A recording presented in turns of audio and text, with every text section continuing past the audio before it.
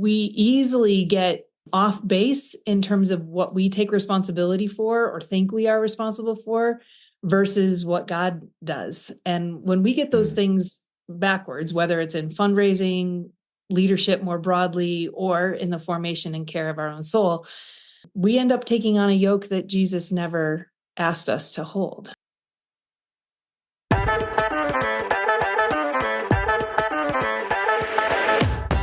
Welcome to It's Not About the Money, a podcast in search of grounded fundraising. I'm Heather, and together with my co-host Andy, we look beyond the quick tips and formulas. Join us as we explore the nuance and complexity of ministry fundraising. If you want to thrive in partner development, not just survive it, this is the place for you. Welcome back to It's Not About the Money. Stress, fatigue, uncertainty, burnout. Ooh.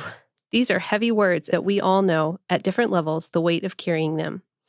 Fundraising and ministry will undoubtedly and repeatedly bring us into these realities and face-to-face with limited resources. Though we'll always be dependent on the Father to see us through, and that dependence is a good thing, we also have been designed and given frameworks for cultivating a healthy inner life, a healthy soul. Today, we've invited Mindy Caliguire to join us. She is co-founder and president of Soul Care, a spiritual formation ministry that exists to increase soul health in the body of Christ. Mindy joins us to talk about the importance of prioritizing this element of holistic health and some practical ways to live that out. So with that, Andy, can you give us a bit more context for Mindy and her work? Sure. Mindy has served and currently serves in senior leadership for orgs like Cherith Analytics and Glue, that's GLOO, tech development companies focused on designing tools to enhance faith communities. In the past, she also served in executive leadership for Willow Creek Association. She has published several books, which we will link in the show notes. But like Heather said, the reason that we've invited her here today is based on her current work with Soul Care, which she co-founded. So, Mindy, just to kick us off, can you give us a little more background and tell us what motivated you to start building Soul Care in the first place? Yeah. Well, hey, glad to be with you guys. Thank you for the invitation. And in terms of how I got involved in why I started Soul Care, it does go back to a season in my own life when my husband and I were very much actually in support raising. We had been church planters in Boston, Massachusetts. Okay. And we did church planting which is a hard thing to do. We did it in a generally harder place to go do something like that. And we did it in the hardest possible way because we were kind of idiots, but we still are. But you know how it is. You sense the Lord's leading in a thing and you go full on in. And our way of doing that was to go to Boston and start our own 501c3. We started our own entity. We had no sending organization, no nothing. Wow. And basically raised our money month over month for 10 years while we were there, from friends and family, people who eventually became part of the ministry. But that was a chronic concern and need and had to be creative and had to keep learning. And I, for the first 5 of those 10 years, really probably did not handle the stress of it that you opened with talking about. Terribly well.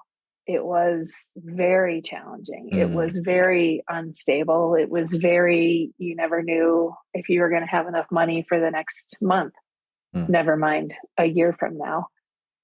And so I did what I had always, thought was the right path, which was just keep working harder. So that's buckle down. That's how I got through college. That's how I got through my early days in the marketplace while my husband was going through seminary. And that's just the only gear I really had was like, okay, God and me were good, but now I just got to keep doing all the work to make all the things happen. Yeah. And one day I woke up and everything in my field of vision was kind of like moving. And that scary. Tends to make you kind of sick. Yeah. Pay attention. It definitely arrested my attention for that day and the next several months. I couldn't function really. I couldn't read or watch television. I couldn't walk a straight line. I couldn't eat unless I was blindfolded because I kept getting so nauseous. And that took me into a very hard season of questioning, right? I'm like leading a bunch of small groups and I'm running all the back end of the church and I'm, doing all the things that need to be done because who else is going to do it? Right. And I think many people in ministry find themselves in places like that. It's like, well, I got to just do the one more thing and I got to do the one more thing. And so that landed me on the wrong side of John 15:5. So, Jesus, in the middle of the night, I'd be like, hey, arguing with God, like, this is not strategic. What gives? I'm useful. on your team. Come on. Yeah. Right. I'm on your team. This is not strategic. What's going on here? And I just one time in truth, these were conversations. I'm being a little lighthearted about it at the moment, many years later, but it was achy. I was confused. I felt like really, like I didn't understand. Like I am on your team and this isn't strategic. Like what's going on here? And because every ball I'm holding was dropping, and including the fundamental care of my own son and our family and our home. I was quite incapacitated, and I sensed God saying, you remember that verse you were having all three of your small groups memorize, which I'm sure everyone who's listening knows this verse from John 15:5. If you remain in me, you'll bear much fruit. Yeah. Right? Everybody loves that part. Right. Yep. But that's what I was saying. I found myself on the wrong side of John 15:5 because the second half of the verse is, apart from me, you can do nothing. Mm-hmm. Yeah. Nothing. And I was doing a whole lot of nothing. And so anyway, that led me, I can talk more about that if you're interested, but that led me on a very unintended, unexpected, but in the end, very redemptive journey to re-examine the dynamics of life and leadership for those of us who are in Christ, and found a very different path opened up to me that many would now think of as spiritual formation, of the care of the soul, these kinds of things. None of that language was my initial entree into it. And I hate to say it, probably wouldn't have even been seeking any of those things. Sure. Because, I was interested in the things that would help you leap tall buildings in a single bound, not light a candle and sit in silence. And sure, I'm here to tell you this, lighting a candle and sitting in silence is a much better path, or at least for some of the time, than I ever would have imagined. So you were kind of forced into this. Does it feel like that? I call it a season of forced rest. The 23rd Psalm that David tells us that he makes me to lie down in green pastures. I think he will make you if you don't have the sense to lay down enough on your own. And he does it for his name's sake. Correct. Yeah. Correct. That's great. Correct. So all of that is what got me to the point of starting an organization over time to help other people with this message, because I realized I was my story was hardly unique. It's interesting. I've heard several people recently just talking about what the weight it is to feel like we should just always be becoming more optimized, or that life should always be moving up and to the right. And I feel like what you're saying is that you too, like many of us, were really striving to see that, okay, life is just kind of going up and to the right. Things are getting better. Productivity, looking for ways to enhance or be more productive or more efficient. And actually the invitation was to slow and focus on formation. And Andy and I, certainly that is so much a part of what we try to communicate to our listeners, is just in all of the to-dos that come with support-based living, there's actually a deeper invitation, and there's actually a formation that's happening in the soul. And so I guess with that said, I'd love to just start by bringing some definition to the terms soul health or soul care. Mindy, what is your working definition? Well, that makes me think I probably should have a very tight working definition. I might meander a little bit, but that's okay. I think for many people in what I will call traditional kind of evangelical ministries. Although that word itself is sort of changing its name in our current context. But let's just say for those of us who come from backgrounds where we highly prize the scriptures and the imperative to spread the gospel, those, at least that was my context growing up. A lot of time, the only time we would talk about the human soul was with reference to its eternal destiny. Sure. Right. So a soul was either lost or found, saved or unsaved, but it didn't really have a reason for a conversation about the soul once saved. And so back to at a more definitional level, I think first you have to arrive at a view of the soul that allows for a saved soul to have a quality of life that is doing well or not so well. Right. And I believe that's absolutely available to us and is entirely biblical, but is not widely known. So it doesn't hold yet the right amount of real estate in people's minds that a saved soul could be doing well or not so much. And one of the clues for us toward that end is when Jesus actually used the word soul in kind of a pretty famous way, saying, how could you possibly benefit if you gained the whole world but forfeit your soul? Yeah. Or what could you give in exchange for your soul? And we would sometimes even use that or cite that verse. And it's not wrong that we would, but we would cite that verse as an evangelistic appeal. Right. Don't chase your life, or don't waste your life chasing after fame and fortune and all this worldly stuff and miss eternity with God, is kind of how we would mean that. It almost sounds like soul is currency in that context. Don't spend your soul on something that isn't worthy. Yep. Make sure you spend it on the right thing. Yeah. Eternity with God. Yeah. And it's almost that more transactional thing. Then if we can get somebody to make this decision that now they can spend eternity with God, then we sort of wash our hands of the matter. The soul is fine. Yes. And now we get on with the business of helping other people's souls find eternity with God. Yeah. Again, I don't mean to make that sound trite. Those are still important decisions and they are important callings. But what I think we have missed in that focus is that actually verse 25, the verse right before 26, where Jesus says this, Matthew 16:26, he says, if you gain your life, you must lose it. But if you lose your life for my sake, you will find it. And we think of that as a high challenge discipleship verse. And so it is. Yeah. But that exact same word in the Greek is translated life in verse 25 and translated soul in 26. The Greek word for soul is suche, P-S-U-C-H-E, from where we get things like psychology or psyche, that kind of stuff in our modern English. And so we have a disconnect a little bit from the onset when we split apart that there's a very transactional understanding about a soul being saved. Yeah.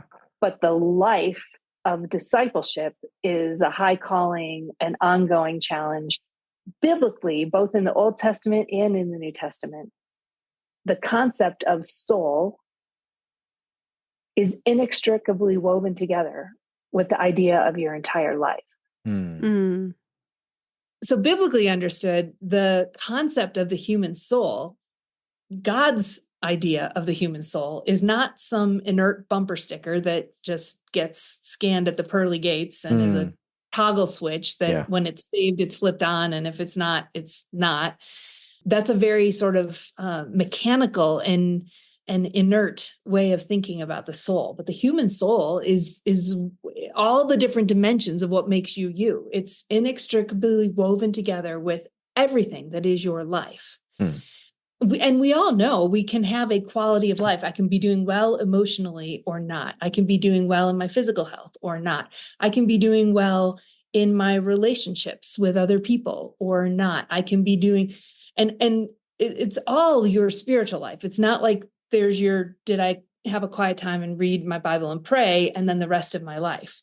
Sure. We are, by God's design, integrated. Everything is integrated. Like integration is not a goal, it's a fact. And we line around the fact of our integration, and the soul is actually a big part of that. So back to your question, good questions about definitions. To me, a healthy soul then is one that is doing well as opposed to not so well. And the kind of surprise of well or not so well is that the dimensions of well are not all the achievement things. Like I had an hour-long quiet time this morning, therefore my soul is well. Or I memorized a bunch of scripture, therefore my soul is well. Or I finished some graduate degree and my soul is well. It's not behavior oriented. It's actually, going back to John 15:5, it's about connection in real time with the living God. Yeah, so there might be correlation with everything you just mentioned, but they're not causation. Correct. Yeah. They're very related. Yeah. But at the end of the day, people can have memorized tons of scripture and not be connected in real time to God. Right. Yeah. Not the formula. Right. Yeah. That's great. So that's how I would think of soul health, is what is the real time in the moment connection? What is your sense of God being with you and for you?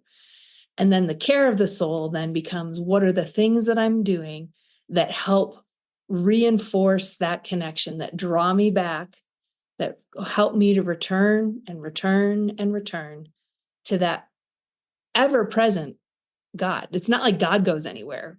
It's our awareness. It's our receptivity to God that can waver, can fluctuate. So what if a listener is thinking, that all sounds great, but how do I do this without like a list of disciplines that I can work on and perfect? Yeah. Yeah, that's where, unfortunately, the conversation around spiritual formation can sometimes sound very mechanical, even legalistic. Like, here's a list of things you must go do.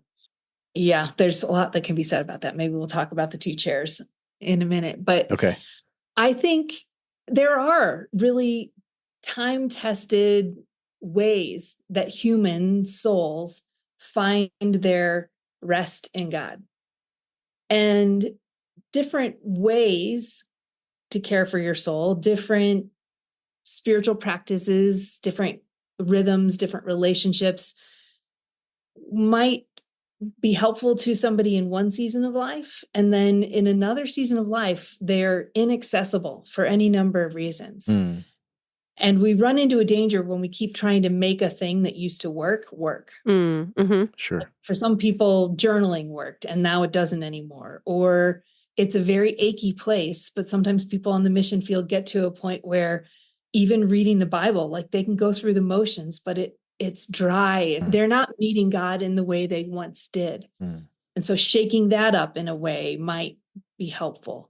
Entering silence and different forms of prayer that are less about words and more about resting in God's presence. These kinds of things may still show up in a morning routine or an evening routine or any number of other places, but the point of them is never the doing of the thing. The point is the reconnection with the living God. Yeah.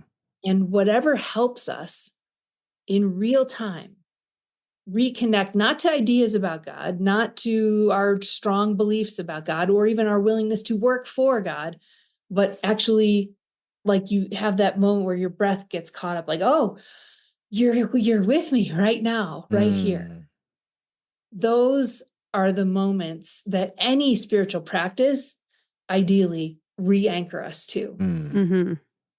And those things become a way of life, and they're not any more onerous or rigid than somebody learning how to, I always say, like, either scuba dive or otherwise learn how to breathe in an environment that is inhospitable to the kingdom, which fundamentally, we are not of this world anymore. We need to know how to breathe the kingdom air. And New creations. Yeah.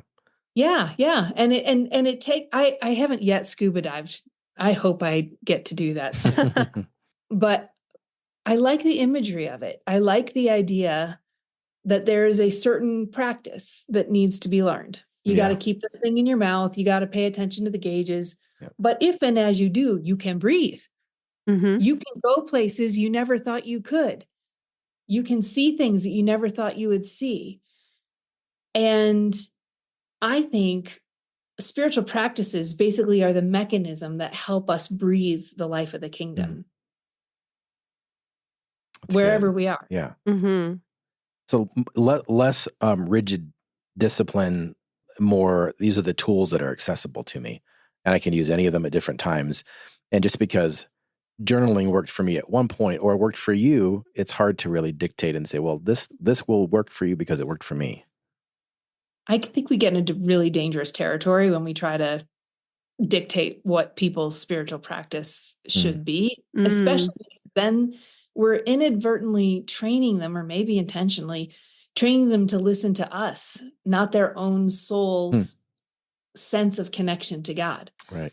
And it's like, if there was a season kind of out of the burnout of our time in Boston where I don't think he'd mind me saying, but my husband, he could not just sit and have a quiet time. He could not just read the scriptures. He could not journal. None of those things were available to him. He had really some pretty harsh trauma from that. Yeah. But he could eventually walk with the dogs out on a nature trail. And there was a season of, I want to say, over a year, where that was where his soul found the capacity to connect with God. And if someone had come in and wagged their finger in his face and said, that doesn't count. Right. That wouldn't have helped him. No. He had to find what was real, what was true, and where his soul could be open to the living God. And I don't know about you guys, but I find that God is excessively creative. Very. Thankfully. Yes, very. Yeah. Well, it sounds like the danger of saying, like, listen to me, this will work for you, is that if I try that it doesn't work, then it's like, oh, wow, how broken am I that I tried this thing that should work and it still doesn't work for me. Well, and God, I mean, people who are caring for special needs kids or moms with like newborns or parents, moms or dads, and you set up some sort of rigid thing that it's just not available to them. They haven't had a good night's sleep in 20 years, and it's like, how do you help them meet God who is with them right here, right now? We can't put it in a frame. That vision of connection with God, we cannot put it in a frame that is beyond their reach. Yeah. To kind of talk about this in different terms, I mean, Andy and I, when we talk about fundraising, often talk about how it's not a formula. In seeing the different experiences people have in raising funds and in seeking partners, you will probably see some commonalities. There will be things that you'll see across those experiences.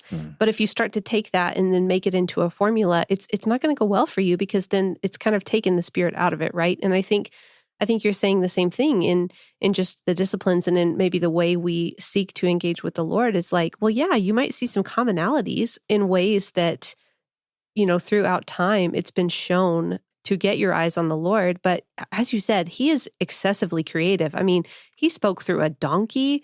He had a burning bush.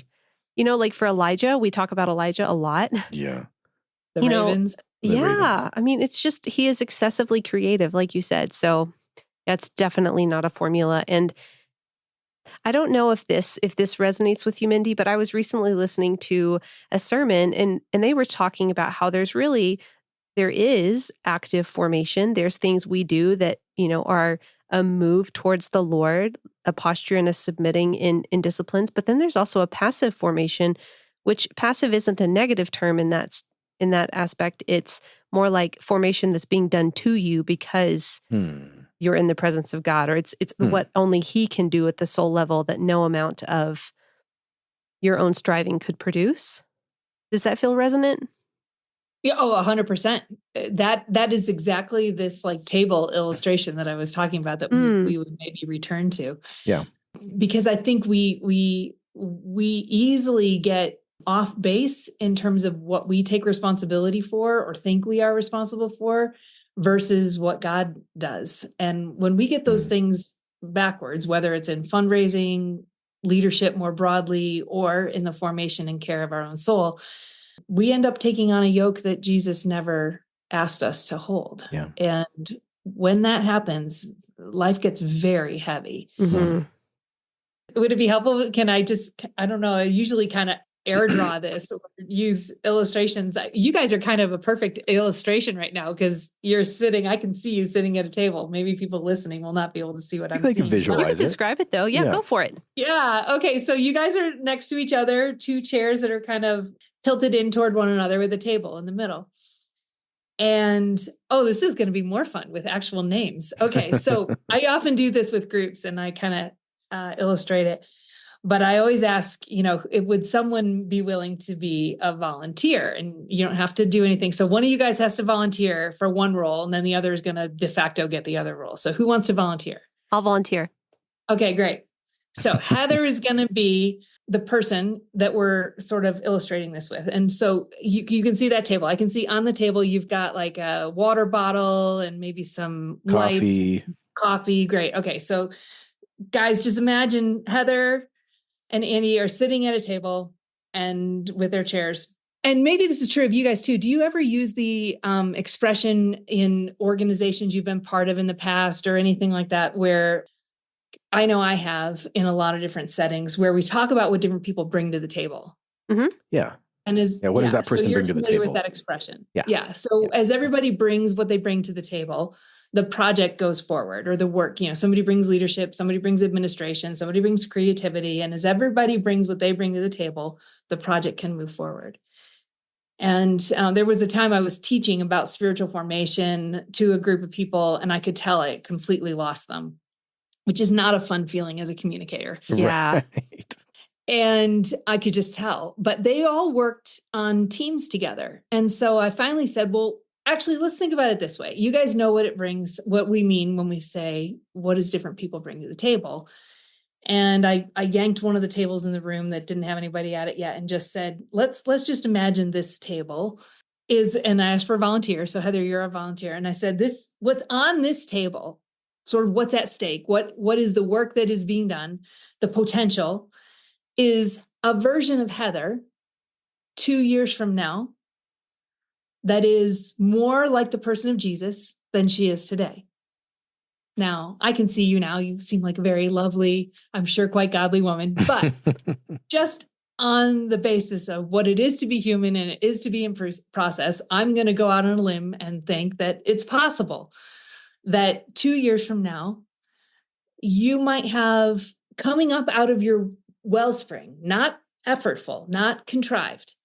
You're stronger, more bold, more courageous, more grace-giving, more inflexibly kind than you are today. And we as a group, everyone listening, we have to think about, do we believe that version of Heather is possible in the future? And I can see you kind of nodding gently like, oh, yeah, I think that is possible. Okay. So we're going to say that one of the chairs at this table is for you. But there's another chair at that table, and that chair is for God. So we're going to go through this illustration with the assumption that this potential future of Heather, version of Heather, is possible. And I usually ask everyone to say, do we agree that that's possible? And then everyone, of course, says yes. Yes. Do you agree, Andy? Yes. Okay. Andy's a little iffy. Okay, so I think that version of Heather is possible, and I barely know her, but I know the Lord and I know transformation. That version is possible, but there are two chairs at this table, and we're going to talk about what does each person bring to the table. So what does God bring to the table for that version of Heather to show up one day? What does God bring to the table? Do you guys want to take a go at this? What do you think God brings to the table? I would say everything. It's Everything always a but good my answer. willingness. There we go. You're already jumping to the other chair. Oh. All right. So no, that's good. It's good. You work at these themes all the time, so it doesn't surprise me you would be jumping there. He brings everything. He brings, many could say, a vision for your life. He might surround you with circumstances that invite you into different places. He brings all those things. But the one thing that is a subset of everything, so granted, you're still right, but that I always think it's important to name is power. The fuel. This is something we have to get clear on, that only God actually has the power to reshape who you are at the core of your being as you're in the process of being formed more into the image of Christ. Only God has that power. We are not on a grand self-improvement project. Right. And God has that and brings that power. So now let's think further. How often is God in that chair? Theoretically, always. Correct. But see, this is also important for us to know. 24/7, 365, the God of the universe is sitting in that chair, ready, eager. You could say he's given everything for the potential of the future of your being formed in the image of Christ. And then downstream from that, everything that means in our world that is in redemption and restoration. Further, what is God's attitude sitting in that chair? Is he maybe arms crossed, a little miffed that Heather isn't quite as loving as she should be? No. It's love and delight. That is not God's posture. He is turned towards, eager, full of delight, full of love. Gentle. The embodiment of unconditional love. Okay. So 24/7, 365, turned towards, eager, all in, brings the power to shape and reshape who all of us are at the core of our being. So then there's another chair for you, Heather. What do you, in the metaphor, bring to the table for this process? And you've already led out with this, so I know you know what this is. But we still want to make the point. So what does Heather bring in order for this 2 years from now version of you to become reality? My attention and my willingness. Yeah. Right? Your willingness, your surrender, your attention. It is not a very impressive list. Willingness and surrender compared to the resonant power of the universe, the one who holds all things together, the one who is the pulse at the center of all created things.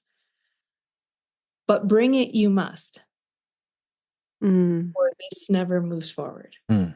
Because God is a respecter of persons.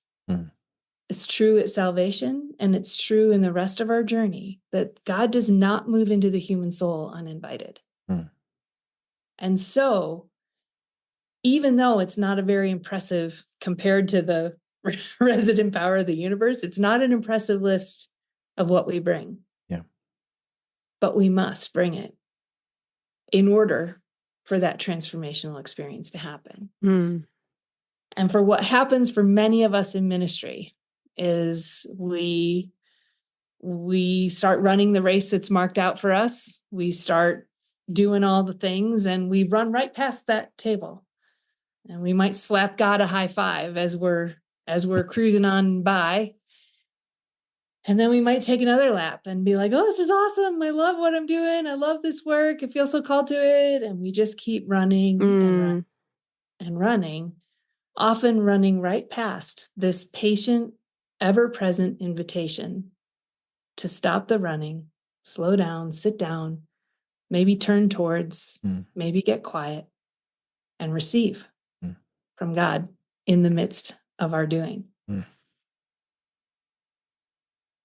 I believe that is a picture of the intentionality that we can bring to the care of our soul, is when we interrupt the running, because we get addicted to our running. We love running. We love the doing. It feels great, and we're made for it. It's hard because so often we find our identity in how we run and how fast we run and how far we can run. And it's what people are paying us for. And when we're on the mission field, that's what we're raising money for. And people want to get our next newsletter about how much we ran. And it gets very, very twisted so easily. Not in its essence, but in how we start to think about our own value, our own worth, our own belovedness, our own security, our well-being. And so the terrifying thought of stopping the running when we can't yet figure out how it's all going to work out, it's terrifying to stop the running when we feel insecure. And I've been there. I mean, guys, I mean, that is me. And that's still what wakes me up in the middle of the night. But I know better now what to do when I feel those fears or whatever it is that starts swirling, and learning to rest your soul in God's good care. Any spiritual practice that moves you toward that chair, toward that stillness, towards that openness, that'll change over the course of your life. It'll change in different seasons of leadership. It'll change in different physical locations and what you have available to you. Mm-hmm. But in any circumstance, under any conditions, the human soul can find its rest in God. Amen. It's a great answer. That's what I think about. That was it's not very pithy, is it? It's very good and powerful. It's hard. It's a big subject to unpack. So it's hard to unpack it in an elevator statement. Oh, yeah. Right. Well, and as an aside, Mindy, I have I have words that kind of like I go into my year with, and my word for this year is surrender. There you go. So when you said that was just really meaningful. Yeah. So anyways. I believe surrender is like the best kept secret. We think of it as a sign of like a last resort. And the deeper I go in my own journey, I think it, like prayer, is our first resort. It becomes it becomes something our souls get trained in. And I love that for you for this year. And I hope it'll be a year of God just like blowing the doors off your expectations of what happens as you live into surrender. Well, I'm curious, I think that was such a powerful picture to have. I'm curious, where do you start in trying to help people discern the health of their inner life, like the health of their soul? What if somebody's not very aware or connected to that? How do you help them see that? Yeah, most of us are not. And we'll run through a brick wall before we realize our soul's been crying out. And, so in fact, we do have an assessment on our website for those. Anybody can go in and take this little assessment and land in one of sort of 3 categories of a result of healing or strengthening or flourishing. But embedded within that assessment is a way that I've been doing this with groups and individuals for a very long time. And it's to start paying attention to the symptoms of your soul. And again, because the soul is the thing that sort of sits underneath and integrates all the dimensions of your personhood, those symptoms, again, not surprisingly, when you think about it that way, they show up in all the different things we have more perhaps awareness of. How are my relationships doing? How is my mental health? How is my physical health? How is my sense of purpose and vocational well-being? How is my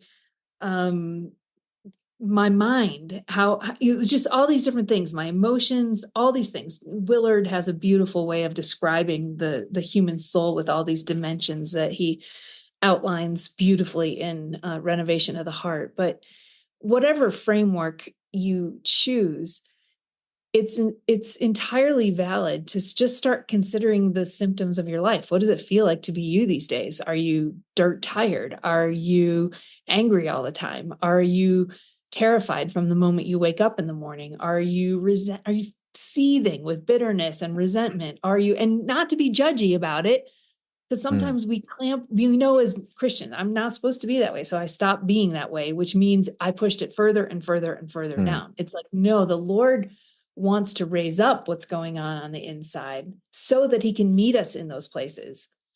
Yeah, it doesn't help to deny it. It doesn't help to bury it. Yeah. No, I think a lot of what went wrong with me back then was actually because most, nice Christian women don't know how to be angry. And when you push anger down long enough, it's going to show up somewhere. Yeah. Only God Like there's nothing inherently wrong with anger. Even God becomes angry. It's like when something or someone has been violated, it's appropriate to feel anger.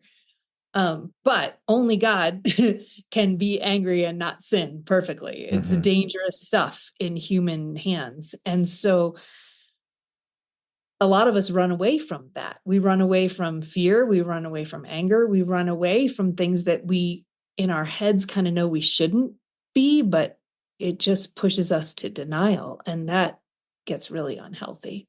Yeah. So thinking through symptoms is what I work with groups. And I ask them, like, when your soul has disconnected from God, like nobody sets out to do that. It's a benign neglect that gets us disconnected from God, to use that John 15 kind of reference. But nobody sets out to trash the well-being of their soul, but it happens. We get running and gunning and we forget about God, and then we forget that we forgot. And you can still do a lot of ministry out of the doing, but your soul is not connected in real time to God. And again, God hasn't gone anywhere. It's just our awareness, our connection back and receiving our life from him as our source starts to fade. And when that happens, when we've lost a sense of God being with us and for us, there are just utterly predictable symptoms of how it shows up in humans, how we relate, how we act, how we behave, how we think, how we work, how we, all those things. And conversely, we can think about the symptoms of when our soul is healthy, when that sense of connection with God is really, really strong. And it's good to think on both sides and reflect sort of in the past, where have I experienced a season of disconnection, desolation, even some would say, and then where have I had a season of deep connection and consolation? And what kind of person was I? What flowed out of me naturally, not because I was trying to do joy, because joy was a good thing, but because joy was what it just felt like to be me in that circumstance. So both those kinds of symptoms can be really helpful to pause and reflect on, to think about for your own, because I think each of us has a different sort of profile of how we show up in unhealth and health. I think we have different giftings and different wounds and different things that sort of show up in our lives differently. And so no two people are exactly the same, but I do see a lot of common themes. And it was out of those common themes that we built that assessment on the website. Yeah. And I imagine those themes span kind of the whole person. Like I imagine some of that is physical. It manifests in a physical way in your body. I think for you, you said it did, right? In some extreme vertigo. Yeah. Or mental, emotional, or in relationships, or maybe even in the way that a person regards themselves or talks to themselves, or all the time. Yeah. Absolutely. You're absolutely right. I usually write this out. I could just even look on my phone right now. I was just with a group a week ago today. No, it was Tuesday of last week. So less than a week ago. I will read to you the symptoms that we did in a group exercise off of, and these are leaders of ministries, leaders of leaders in many ways. You ready for a list of symptoms of soul neglect? This is hot off the press, you guys. Addictions, paranoia, lonely, depressed, scared, anxious, tired, apathetic, bitter, anger, pessimistic, shame, despair, defensive, joyless, insomnia, other physical symptoms, isolation, distracted, dominating, abusive. Jeez. Ooh, that brings heavy. It feels like the enemy is just giggling at that list right there. Okay, he's going to stop giggling when I read you the next list. Yeah, he is. I have people then pause and think about when was a season of life where they were deeply connected in their real-time sense of connection with God. Not about how much knowledge they had or Bible knowledge or how devoted they were to the mission of their organization, but when was a time that no matter what was going on around them, they knew that God was with them and for them. And even as you're listening, maybe you can think of a time in your own life when it could have been like well supported by rhythms and relationships, high intentionality around the care of your soul, Or it could have been a season when all hell was breaking loose and the wheels were coming off. But somehow in that season, you knew that you knew that you knew that the living God was with you and that he was for you. And I have people pause and just think, get back to that season, write down a few words about what that season was maybe like. I was living here, I was doing this, I was with this person. Maybe you can get it down to a moment that you remember walking across campus or whatever it was. Yeah. And then I say, what marked your life? What kind of person were you at that time? And they write down 3 to 5 things and then start sharing with a group.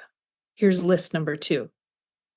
Hopeful, trusting, content, present, energetic, passionate, grateful, full, optimistic, focused, delight, fun, settled, delight, dependency, desperation for God, suffering, humility, brokenness, loved, satiated, creative, compelling, joy, rest. Those words have a totally different feel. Yep. I was just going to say, who's giggling now? Mm. It's the Holy Spirit. He's going, yes, Yes. that's what I want to bring. Yes. That's what life in me looks like. And friends, I get it. When you are, and especially I love that your podcast bravely wades into the intersection of formation and fundraising. Because what did Jesus talk about a lot was money and our attachment to it. And he knows what we need. And I mean, that is the like center of the target of where the enemy has a heyday with us. Yeah.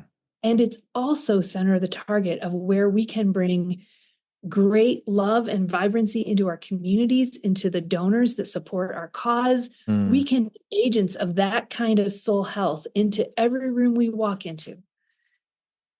Whatever the ask we're making, whatever the readout that we're bringing to somebody about what our work has involved in this last season, of course, those are important communications, but they are not your identity, and they are not your sense of value. Well, and I'm just thinking about how, maybe understood in some of the words we used for how Heather, would come to that table. One of the words we didn't explicitly say, but that is certainly within surrender and willingness, is trust. And I think that when it comes to provision and financial provision, that is an area where it feels very vulnerable to sit in trust that God is going to provide when it feels like there's a lot of messages telling you, no, you need to do that. In fact, we had a conversation in an earlier episode that talked about, what do you say when people say things like, you should get a real job, or how are you going to provide for your family, and kind of put this weight of provision on your shoulders when the Lord has told us, as you said, he provides. He provides for the lilies of the field. He provides for the birds. I mean, certainly his miracles show his miraculous provision to feeding thousands of people from meager fish and loaves. And again, feeding Elijah from ravens, like in the manna in the wilderness. I mean, goodness, it would take far more time for us to unpack how expansive God's provision is throughout his word. And I just think that trust and the ability to sit in that trust of God's provision and not our own striving is such an important piece of the formation happening in this season. So it's a concept that's, we can wrap our minds around it, but it's so hard to put it into practice, to live a life that is completely just, we kind of release our control over it and let him take us where he wants to. Like, it just feels like, well, yeah, Lord, I believe that, but I probably should work 50 to 60 hours a week and really to be responsible. This is the crux of the challenge. I reached for my little bird. I collect a lot of little birds because I like having little reminders that he feeds the sparrows. And like the call right before this was with our team. We were having a prayer time. Because apparently I'm the kind of person that continues pushing out into uncharted territory that doesn't have any guaranteed outcomes. Yeah. And the Lord keeps inviting those things. Mm. But those are the things that wake me up in the middle of the night too. Like, oh, you're not being responsible. You're not doing enough to secure the outcomes. And I want to, if you're okay with that, I want to read for you a couple of verses that I'm carrying with me into this new year, having had just some time to reflect on them with God before. Yeah. And each of them have had a different place in my history with God. What they have in common, and there's just 4 of them, but they all cause me to have this haunting fear, I guess, or like, I don't want this to happen to me. And I'll share. One is from Joshua 9. You know this context well. It's called the Gibeonite deception, where Joshua and the children of Israel are moving into the promised land, and this other army doesn't want to get conquered by them. So they make it look like they've been on the road for a long time and get that other treaty signed. Right. Yeah. And those haunting words, but they did not inquire of the Lord. Mm. They did what was right in their own understanding. Yeah.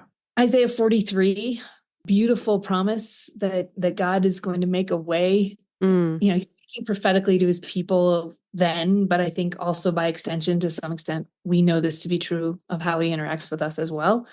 The haunting part of Isaiah 43 is when he says, behold, I'm doing a new thing. Forget the former things. Behold, I'm doing a new thing. Do you not perceive it? The thought that God could be doing new things all around me. And I think God is always doing a new thing, but we might not perceive it. Yeah. Because we're so I've got my expectations of what being responsible would look like, or where the money's going to come from, or any number of things like that I'm very much wired that way. The third one, from Isaiah, I think it's Isaiah 30:15. Again, it starts with beautiful words of promise. In repentance and rest is your salvation. In quietness and trust is your strength. But you would have none of it. And it is dead center in the middle of God, almost with an aching, broken heart, not an angry, mean-spirited anger, and a broken heart saying, I have offered you everything for your security, for your well-being, for your life. And yet Israel can't seem to stop themselves from running around and creating alliances with this king and trying to get an army to cover them for this king, because they can't trust that God's going to make a way for them, to provide for them, because it's invisible. Who can trust in an invisible God to provide invisible things that are going to provide for my family or whatever it is? I resonate with that. Repentance and rest is your salvation, and quietness and trust is your strength. That's your trust word there. But you would have none of it. And guys, there have been whole seasons of my life when I would have none of it. The Lord, the one who's sitting at that chair, the one who holds the universe, who does crazy things all the time, but not on our command.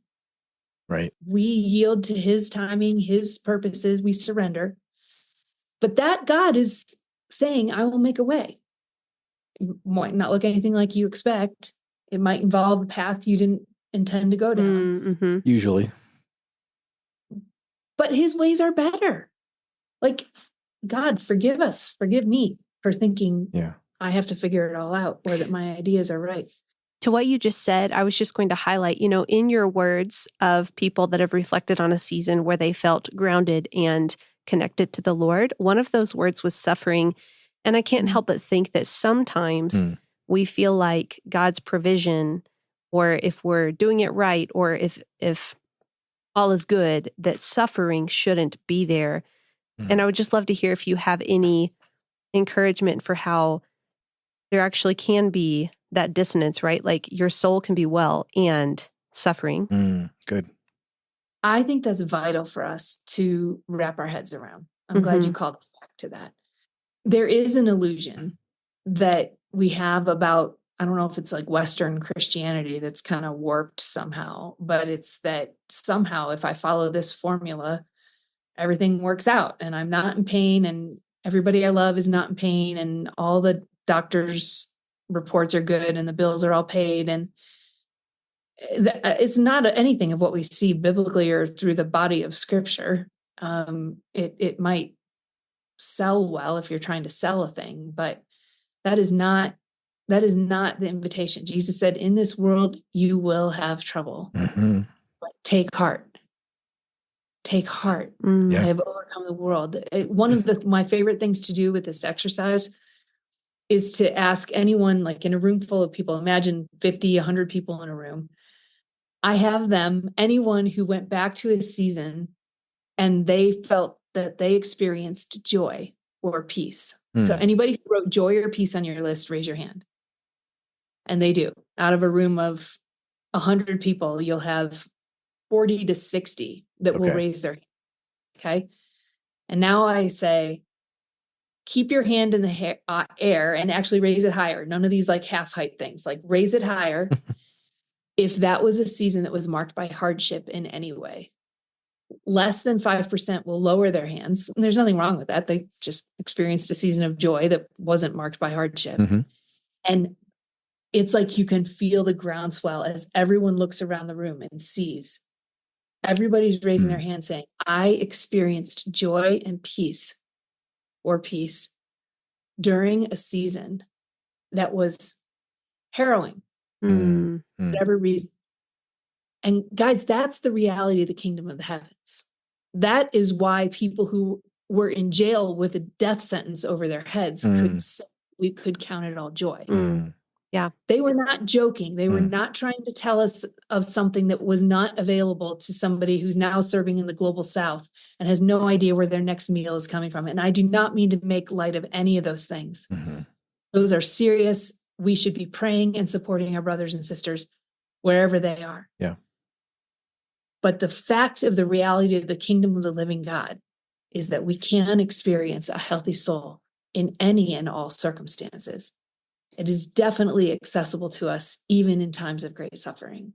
And that, you're right, is something that we could do better to convey that to people. Yeah, but what encouragement we have looking at Christ, even in, I think of for the joy set before him endured the cross, or even I've been so encouraged to just reflect on the moments in Gethsemane when Christ was basically like, man, Father, if there's a way, take this from me, but not my will, but your will. And just that surrender. And it didn't mean that he had to deny the way he felt about it, right? He said, if there's any way this can be taken from me, right? And so I think it's such a beautiful invitation to the way that we can be broken before the Lord and trusting and real, It's so hard. Yeah. That it had to be modeled for us. That's beautiful. Well, I still have yet to give you the last verse of these 4. Yes, let's go back to that last verse. Yeah, the last verse, and what prompted me to write all these things, because it reminded me of how many of these phrases over the years have had that haunting effect on me. And it was, I think, from 1 Samuel 8, where Samuel is going back and forth between the people and God because they're clamoring for a king. Okay, yes. And he comes back to them and says, look, a king's going to want your eldest born sons. He's going to want 1/10 of all your produce. He's going to take your lands. He's going to take blah, blah, blah, blah.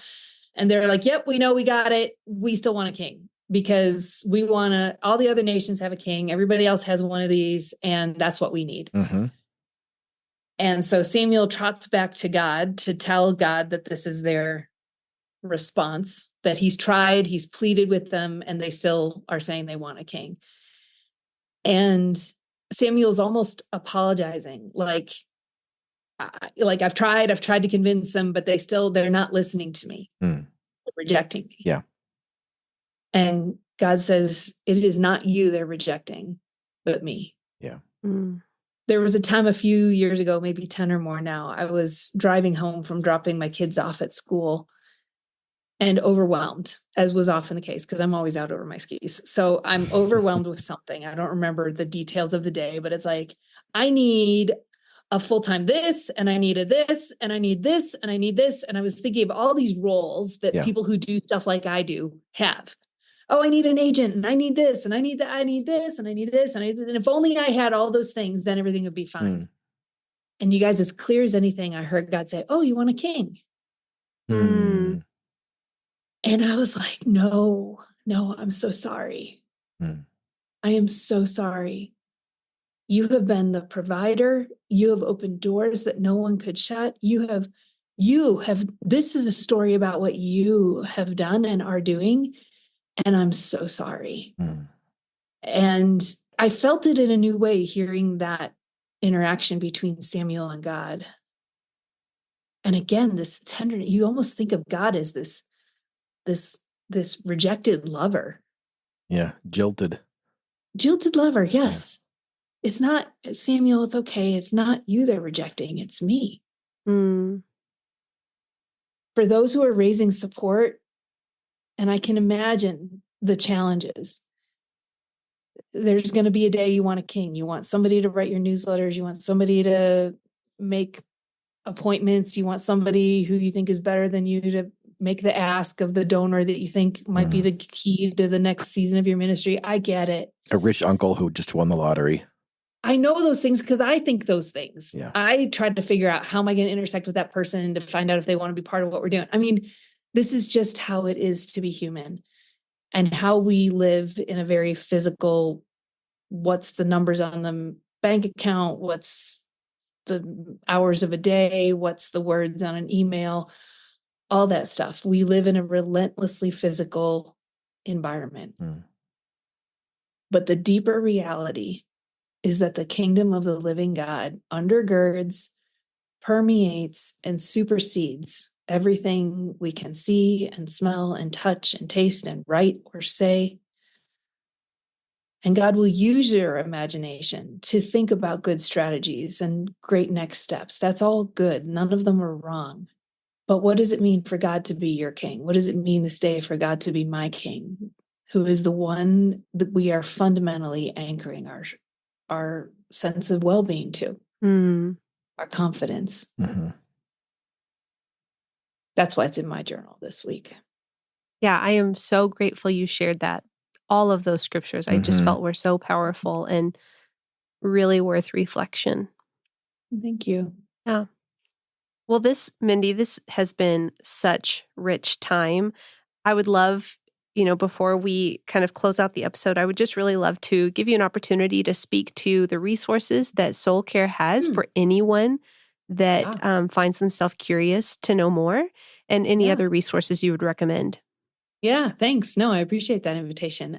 There are good resources on fundraising that people other than me have put together lists. So they won't come to my mind, but maybe after we're done, we can chat about those or make sure to list those. Henry Nouwen, I think, has some great stuff. Yes, he has a great book. Yep. Yeah. Okay. But in terms of what our team can offer, we love serving missionaries. We love working with organizations and with individuals.